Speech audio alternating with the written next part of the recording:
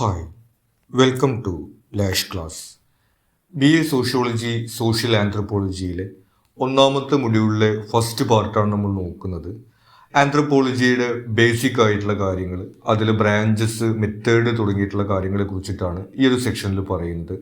നമ്മളിവിടെ നിങ്ങൾക്ക് നോട്ട്സായിട്ട് ഉപയോഗിക്കാൻ കഴിയാവുന്ന അതിലെ ഇമ്പോർട്ടൻ്റ് പോയിന്റ്സും അതിൻ്റെ എക്സ്പ്ലനേഷനുമാണ് പ്രൊവൈഡ് ചെയ്യുന്നത്. നമുക്ക് നോക്കാം. ആന്ത്രപ്പോളജി, നരവംശാസ്ത്രം അഥവാ മനുഷ്യരെ കുറിച്ചിട്ടുള്ള പഠനം. നരവംശാസ്ത്രം എന്നാണ് ആന്ത്രപ്പോളജി നമ്മൾ മലയാളത്തിൽ പറയുന്നത്. അതായത് മനുഷ്യവംശത്തെക്കുറിച്ച്, മനുഷ്യരെ കുറിച്ചിട്ടുള്ള പഠനം എന്നാണ് അതുകൊണ്ട് ഉദ്ദേശിക്കുന്നത്. മനുഷ്യർ എന്നർത്ഥം വരുന്ന ആന്ത്രോപോസ്, പഠനം എന്നർത്ഥം വരുന്ന ലോഗോസ് എന്നീ ഗ്രീക്ക് പദങ്ങളിൽ നിന്നാണ് ഉത്ഭവം. നമുക്കറിയാം, ഡെമോക്രസിയൊക്കെ ഉൾപ്പെടെ നമ്മൾ പഠിക്കുന്ന പല വാക്കുകളും ഗ്രീക്കിൽ നിന്ന് ഉത്ഭവിച്ചിട്ടുള്ളതാണ്. അതുപോലെ തന്നെയാണ് ആന്ത്രപ്പോളജിയിൽ ഉള്ളത്. ഒരു പ്രദേശത്തിലോ കാലഘട്ടത്തിലോ ഉള്ള മനുഷ്യരെ കുറിച്ച് പഠിക്കുന്നു. നമുക്കറിയാം, നമ്മൾ സംഘ കാലഘട്ടം, അതുപോലെ തന്നെ ആര്യന്മാരുടെ കാലം, അതുപോലെ സിന്ധു നദിയുടെ സംസ്കാരം എന്നൊക്കെ പറഞ്ഞിട്ട് പല കാര്യങ്ങളെ കുറിച്ച് പഠിച്ചിട്ടുണ്ട്. അത്തരത്തിൽ ഒരു കാലഘട്ടത്തിലോ അല്ലെങ്കിൽ ഒരു പ്രദേശത്തിലോ ഉള്ള ആളുകളുടെ ജീവിതവും സംസ്കാരവും തുടങ്ങിയിട്ടുള്ള കാര്യങ്ങളെ കുറിച്ചിട്ടാണ് ആന്ത്രപ്പോളജിയിൽ പഠിക്കുന്നത്. ശരീരപ്രകൃതി, സാമൂഹിക പാരിസ്ഥിതിക ബന്ധങ്ങൾ, സംസ്കാരം തുടങ്ങിയ ഘടകങ്ങൾ പരിശോധിക്കുന്നു. നമുക്കറിയാം, ഈ ചൈനയിലെ അല്ലെങ്കിൽ കൊറിയയിലെയൊക്കെ ആളുകളുടെ കണ്ണുകളുടെ ഒരു സവിശേഷതയെ കുറിച്ച് നമുക്ക് അറിയുന്നതാണ്. അതുപോലെ ആഫ്രിക്കയിലെ ആളുകൾക്ക് ചുരുണ്ട മുടിയാണ് ഉണ്ടാവുക എന്നുള്ള രീതിയിൽ നമ്മൾ കേട്ടിട്ടുണ്ട്. അത്തരത്തിൽ ഓരോ പ്രദേശത്തെ അല്ലെങ്കിൽ ഒരു വിഭാഗത്തിലെ ആളുകളുടെ ശരീരപ്രകൃതി, അതുപോലെ സാമൂഹിക പാരിസ്ഥിതിക ബന്ധങ്ങൾ. നമുക്കറിയാം, നമ്മുടെയൊക്കെ ഒരു സമൂഹത്തിനകത്ത് കുടുംബ ബന്ധങ്ങൾ, അതുപോലെ സാമൂഹിക ബന്ധങ്ങൾക്ക് വലിയ പ്രാധാന്യം കൊടുക്കുന്ന ആളുകളാണുള്ളത്. എന്നാൽ ഒരുപക്ഷെ യൂറോപ്പിലോ അല്ലെങ്കിൽ അമേരിക്കയിലോ ഒക്കെ അത്ര തന്നെ സാമൂഹിക ബന്ധങ്ങൾ ഉണ്ടാവില്ല എന്നുള്ളത് നമുക്കറിയാം. അതുപോലെ പാരിസ്ഥിതിക ബന്ധങ്ങൾ, ഇപ്പോൾ ഗോത്ര വിഭാഗങ്ങളിലൊക്കെ ആണെങ്കിൽ പരിസ്ഥിതിയുമായിട്ട് വളരെ ചേർന്ന് നിന്നുകൊണ്ടുള്ള ജീവിത രീതിയായിരിക്കും. എന്നാൽ ഒരു നഗരത്തിനകത്തുള്ള ആളുകളാണെങ്കിൽ അത്തരത്തിലുള്ള സംവിധാനം എല്ലാം ഉണ്ടായിരിക്കുക. ആ തരത്തിലുള്ള സാമൂഹിക പാരിസ്ഥിതിക ബന്ധങ്ങൾ തുടങ്ങിയിട്ടുള്ള കാര്യങ്ങൾ. സംസ്കാരം, നമുക്കറിയാം, ഓരോ പ്രദേശത്തെയും ഓരോ വിഭാഗത്തിലെ ആളുകൾക്ക് വ്യത്യസ്തമായിട്ടുള്ള സംസ്കാരങ്ങളാണ് ഉണ്ടാവുക. അത്തരം കാര്യങ്ങളെ കുറിച്ചിട്ടൊക്കെയാണ് ആന്ത്രപ്പോളജിയിൽ പൊതുവിൽ പഠിക്കുന്നത്. പിന്നെ 19-ാം നൂറ്റാണ്ടിന്റെ മധ്യത്തോടെ ഒരു അക്കാദമിക വിഷയമായി ഉടലെടുത്തു. തുടക്കത്തിൽ യൂറോപ്പിലുള്ള ആളുകൾ, യൂറോപ്പിന് പുറത്തുള്ള അവര് അപരിഷ്കൃതർ എന്ന് വിളിക്കുന്ന ആളുകളുടെ ജീവിതത്തെ കുറിച്ചിട്ട്, സംസ്കാരത്തെ കുറിച്ച് പഠിക്കുന്നതിന് വേണ്ടിയിട്ടാണ് ഈ ഒരു പഠന മേഖല രൂപപ്പെട്ടു വരുന്നത്. പക്ഷെ പിന്നീട് അതിൽ നിന്ന് മാറിയിട്ട് പൊതുവായിട്ടുള്ളൊരു പഠന മേഖല എന്നുള്ള രീതിയിൽ ഏത് വിഭാഗത്തിലെയും ഏത് നാട്ടിലെയും ആളുകളെ കുറിച്ചിട്ടും അവരുടെ സംസ്കാരത്തെ കുറിച്ചിട്ടൊക്കെ പഠിക്കുന്ന ഒരു പഠന മേഖല എന്നുള്ള രീതിയിൽ 19-ാം നൂറ്റാണ്ടിന്റെ മധ്യത്തോടു കൂടിയിട്ടാണ് ആന്ത്രപ്പോളജി എന്ന് പറയുന്ന ഒരു പഠനം രൂപപ്പെട്ടു വരുന്നത്. അടുത്തത് ബ്രാഞ്ചസ് ഓഫ് ആന്ത്രപ്പോളജി ആണ് പറയുന്നത്. ആദ്യം വരുന്നത് physical anthropology. Physical, biological, medical എന്ന് പറയുന്നത് നമുക്കറിയാം ശരീരവുമായി ബന്ധപ്പെട്ടിട്ടുള്ള കാര്യങ്ങളാണ്. മനുഷ്യരുടെ ഉത്ഭവം, പരിണാമം, വൈവിധ്യം എന്നിവ. മനുഷ്യരുടെ ഉത്ഭവം, പരിണാമം എന്നുള്ള സിദ്ധാന്തങ്ങളെ കുറിച്ച് നമ്മൾ കേട്ടിട്ടുണ്ടായിരിക്കും. പ്രധാനമായിട്ടും അവിടെ ഈ ചിമ്പാൻസികൾ, ഗൊറില്ലകൾ തുടങ്ങിയിട്ടുള്ള കുരങ്ങ് വർഗത്തിലെ മറ്റ് ജീവികളുടെ ശരീരവും മനുഷ്യരുടെ ശരീരവും തമ്മിലൊരു സാമ്യവും വ്യത്യാസവും, അതിലൂടെ മനുഷ്യരുടെ പരിണാമത്തെ കുറിച്ചിട്ട് മനസ്സിലാക്കുക തുടങ്ങിയിട്ടുള്ള കാര്യങ്ങളൊക്കെയാണ് അവിടെ പഠനവിധേയമാക്കുന്നത്. വൈവിധ്യം നമ്മൾ നേരത്തെ പറഞ്ഞു പോവുകയുണ്ടായി. അതായത് ആഫ്രിക്കയിലെ ആളുകൾക്ക് ചുരുണ്ട മുടിയാണുള്ളത്, അതുപോലെ തന്നെ ചൈനയിലെ, കൊറിയയിലെ ആളുകളുടെ കണ്ണ് വ്യത്യാസമുണ്ട് തുടങ്ങിയിട്ടുള്ള കാര്യങ്ങൾ. അത്തരത്തിൽ ഓരോ പ്രദേശത്തെ ആളുകളുടെ ശരീരശാസ്ത്രത്തിൽ, ഘടനയിലുള്ള വ്യത്യാസങ്ങൾ, മനുഷ്യരുടെ പെരുമാറ്റങ്ങളിലെ ശരീരശാസ്ത്ര കാരണങ്ങൾ. നമുക്കറിയാം, ഈ ജീനുകൾ, ജനിതകമായിട്ടുള്ള കാര്യങ്ങൾ, ഹോർമോണുകൾ തുടങ്ങിയവ നമ്മുടെ പെരുമാറ്റത്തെ സ്വാധീനിക്കുന്നത്. മനുഷ്യരെ മറ്റു ജീവികളിൽ നിന്ന് വേർതിരിക്കുന്ന ഘടകങ്ങൾ. മനുഷ്യരുടെ മാത്രം സവിശേഷത നമുക്കറിയാം, 2 കാലിൽ നടക്കുക, അതുപോലെ സംസാരിക്കുക തുടങ്ങിയിട്ടുള്ള അങ്ങനെ ശരീരശാസ്ത്രപരമായിട്ട് മനുഷ്യർക്ക് മറ്റു ജീവികളിൽ നിന്നുള്ള വ്യത്യാസങ്ങൾ, മനുഷ്യരുടെ ഇടയിൽ തന്നെയുള്ള ശരീരശാസ്ത്രപരമായിട്ടുള്ള വൈവിധ്യങ്ങൾ തുടങ്ങിയിട്ടുള്ള കാര്യങ്ങളെ കുറിച്ചിട്ടാണ് ഈ ഫിസിക്കൽ ആന്ത്രപ്പോളജിക്കകത്ത് പഠനവിധേയമാക്കുന്നത്. പിന്നെ വരുന്നത് ആർക്കിയോളജിയാണ്. നമുക്കറിയാം, പുരാവസ്തുക്കളുമായി ബന്ധപ്പെട്ടുള്ള കാര്യങ്ങളാണ് നമ്മൾ ആർക്കിയോളജി എന്ന് പറയുന്നത്. അതിനെ ആശ്രയിച്ച് മുൻകാല സമൂഹങ്ങളെയും സംസ്കാരങ്ങളെയും കുറിച്ചിട്ടുള്ള പഠനമാണ് ആർക്കിയോളജിയിൽ വരുന്നത്. നമ്മൾ തന്നെ പരിചിതമായിട്ടുണ്ടായിരിക്കും ഈ നന്നങ്ങാടികൾ, മുനിയറകൾ തുടങ്ങിയിട്ടുള്ള പല കാര്യങ്ങളെ കുറിച്ച് നമ്മൾ കേട്ടിട്ടുണ്ടായിരിക്കും. അതുപോലെ തന്നെ ഈജിപ്തിലെ പിരമിഡുകൾ. അത്തരത്തിലുള്ള ഈ പുരാവസ്തുക്കളുമായി ബന്ധപ്പെട്ടുകൊണ്ട് ആ ഒരു കാലഘട്ടത്തിലെ മനുഷ്യരുടെ ജീവിതത്തെയും സംസ്കാരത്തെയും കുറിച്ച് പഠിക്കുന്ന സംവിധാനമാണ് ആർക്കിയോളജിക്കകത്ത് വരുന്നത്. പിന്നെ വരുന്നത് ലിംഗ്വിസ്റ്റിക് ആന്ത്രപ്പോളജിയാണ്. ലിംഗ്വിസ്റ്റിക് എന്ന് പറയുന്നത് ഭാഷയാണ് ഉദ്ദേശിക്കുന്നത്. ഭാഷയുടെ ഉത്ഭവവും വൈവിധ്യങ്ങളും. നമുക്കറിയാം പലതരത്തിലുള്ള ഭാഷകളാണുള്ളത്. നമ്മൾ കേട്ടിട്ടുണ്ടായിരിക്കും ഈ ലിപി ഇല്ലാത്ത, എഴുതാൻ കഴിയാത്ത, സംസാരിക്കാൻ മാത്രം കഴിയുന്ന ഭാഷകളെ കുറിച്ചിട്ടൊക്കെ. അങ്ങനെ പല വ്യത്യസ്തങ്ങളായിട്ടുള്ള ഭാഷകൾ, അവയുടെ ഉത്ഭവങ്ങൾ, ഭാഷയും സാമൂഹിക സാംസ്കാരിക ജീവിതവുമായിട്ടുള്ള ബന്ധവും പരിശോധിക്കുന്നു. ഭാഷയിലൂടെ നമുക്ക് ആളുകളുടെ സംസ്കാരവും സാമൂഹിക സാഹചര്യത്തെ കുറിച്ചിട്ടുള്ള പല കാര്യങ്ങളും മനസ്സിലാക്കാൻ സാധിക്കും. ഒരു ഉദാഹരണം പറയുകയാണെങ്കിൽ, നമ്മുടെ മലയാളത്തിനകത്ത് ഈ ബന്ധങ്ങളെ സൂചിപ്പിക്കുന്ന വാക്കുകൾ ഒരുപാടാണ്.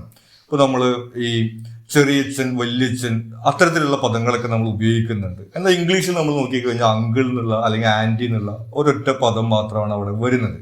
അതുകൂടാതെ നമുക്കറിയാം, നമ്മൾ മുതിർന്ന ആളുകളെ ചേട്ടൻ, ചേച്ചി അല്ലെങ്കിൽ ഇക്ക, താത്ത എന്നൊക്കെ നമ്മൾ വിളിക്കുന്നുണ്ട്. ഇംഗ്ലീഷിലെ എൽഡർ, യങ്ങർ, ബ്രദർ എന്ന് പറയുമെങ്കിലും അവരൊന്നും നമ്മൾ ഈ ചേട്ടൻ, ചേച്ചി എന്ന് വിളിക്കുന്ന പോലെ അത്തരത്തിൽ അത് പ്രയോഗിക്കുന്നില്ല. അപ്പോൾ ഈ ഭാഷ ഉപയോഗിക്കുന്നതിലുള്ള ഈ ഒരു വ്യത്യാസത്തിൽ നിന്ന് നമുക്ക് അവിടെ ഈ മലയാളത്തിൽ അല്ലെങ്കിൽ കേരളത്തിലുള്ള ആളുകളുടെ സാമൂഹിക ബന്ധം കൂടുതൽ അടുത്തതാണെന്നുള്ള കാര്യം അവിടെ മനസ്സിലാക്കാൻ സാധിക്കും. എന്നാൽ ഈ പാശ്ചാത്യ രാജ്യങ്ങളിൽ അത്ര അടുത്തൊരു സാമൂഹിക ബന്ധമല്ല എന്നുള്ളത് അവരുടെ ഈ ഭാഷയിലെ ഈ പദപ്രയോഗങ്ങളിലൂടെ നമുക്ക് മനസ്സിലാക്കാൻ സാധിക്കും. അത്തരത്തിൽ ഈ ഭാഷയും സാമൂഹിക സാംസ്കാരിക ജീവിതവുമായിട്ടുള്ള ബന്ധവും അതുപോലെ വ്യത്യസ്ത ഭാഷയുടെ വൈവിധ്യങ്ങളും ഉത്ഭവവും തുടങ്ങിയിട്ടുള്ള കാര്യങ്ങളാണ് ലിംഗ്വിസ്റ്റിക് ആന്ത്രപ്പോളജിയിൽ നമ്മൾ പഠനവിധേയമാക്കുന്നത്. പിന്നെ വരുന്നത് സോഷ്യൽ അല്ലെങ്കിൽ കൾച്ചറൽ ആന്ത്രപ്പോളജിയാണ്. നമുക്ക് തുടർന്ന് വരുന്ന മൊഡ്യൂളുകളിൽ ഡീറ്റെയിൽ ആയിട്ട് പഠിക്കാനുള്ളതും ഈ ഒരു സെക്ഷനാണ്. വിവിധ സമൂഹങ്ങളിലെ സാംസ്കാരിക വൈവിധ്യങ്ങളെയും സാമൂഹിക സ്ഥാപനങ്ങളെയും കുറിച്ചിട്ടുള്ള പഠനം. നമുക്കറിയാം, സാംസ്കാരിക വൈവിധ്യം എന്ന് പറയുന്നത് ഓരോ സമൂഹത്തിലും വ്യത്യസ്ത സംസ്കാരങ്ങളാണുള്ളത്. സാമൂഹിക സ്ഥാപനങ്ങൾ എന്ന് പറയുന്നത് നമ്മൾ കേട്ട് പരിചിതമായിട്ടുള്ളതാണ്. മക്കത്തായം, മരുമക്കത്തായം തുടങ്ങിയിട്ടുള്ള രണ്ട് രീതിയിലുള്ള സാമൂഹിക വ്യവസ്ഥയൊക്കെ കേരളത്തിൽ പണ്ടുണ്ടായിരുന്നു എന്നുള്ളതൊക്കെ. അത്തരത്തിൽ പലതരത്തിലുള്ള സാമൂഹിക സ്ഥാപനങ്ങൾ, കുടുംബം തന്നെയാണ് പ്രധാനമായിട്ട് വരുന്ന സാമൂഹിക സ്ഥാപനം വരുന്നത്. അത്തരത്തിലുള്ള സാമൂഹിക ബന്ധങ്ങൾ, വ്യത്യസ്ത സംസ്കാരങ്ങൾ, വ്യത്യസ്ത ആചാരങ്ങൾ തുടങ്ങിയിട്ടുള്ള കാര്യങ്ങളെ കുറിച്ചിട്ടാണ് സോഷ്യൽ കൾച്ചറൽ ആന്ത്രപ്പോളജിയിൽ പഠിക്കുന്നത്.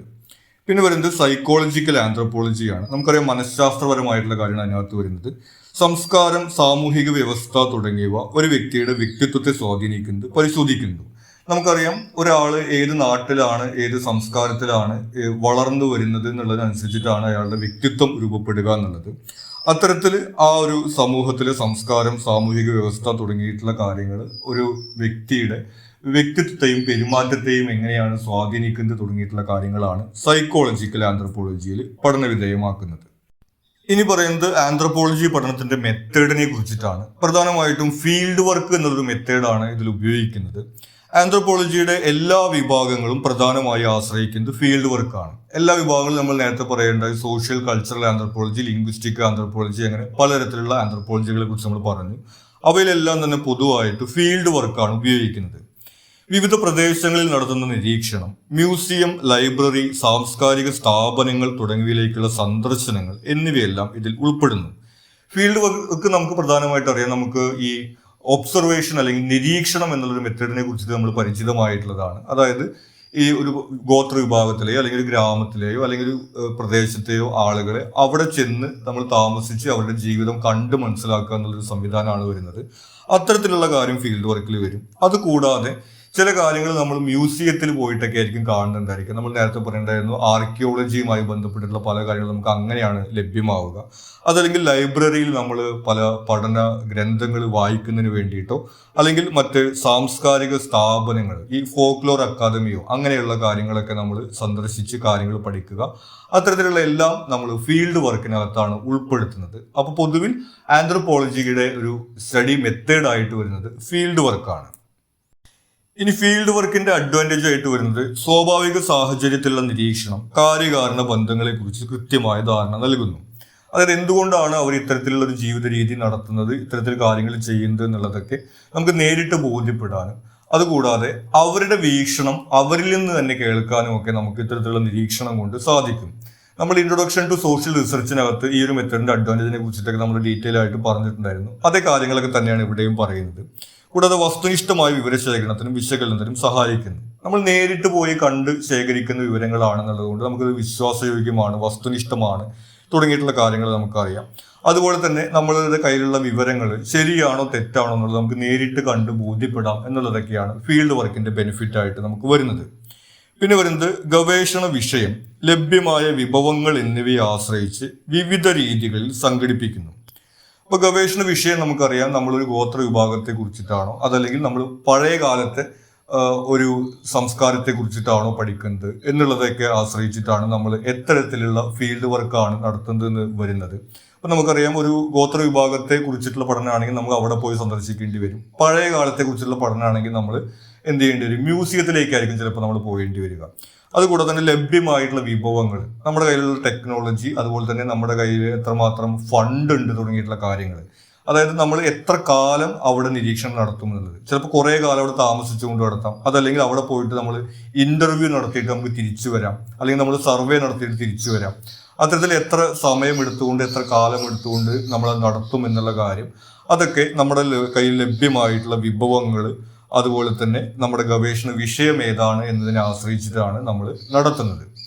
ഇത്രയും കാര്യങ്ങളാണ് നമുക്ക് ഈ ഒരു സെക്ഷനിൽ ഇമ്പോർട്ടൻ്റ് ആയിട്ട് വരുന്നത്. മറ്റ് സെക്ഷനുകളെ കുറിച്ചിട്ടുള്ള വീഡിയോകളൊക്കെ നമ്മൾ പ്ലേലിസ്റ്റിൽ ആഡ് ചെയ്യുന്നുണ്ട്. നിങ്ങൾക്ക് ഇത് കൂടാതെ മറ്റെന്തെങ്കിലും സംശയങ്ങളോ സജഷൻസോ ഒക്കെ ഉണ്ടെങ്കിൽ നിങ്ങൾ കമൻറ്റ് ചെയ്യുക. കൂടാതെ ഈ ചാനൽ നിങ്ങളൊരു സബ്സ്ക്രൈബ് ചെയ്തിട്ടില്ലെങ്കിൽ സബ്സ്ക്രൈബ് ചെയ്യുക.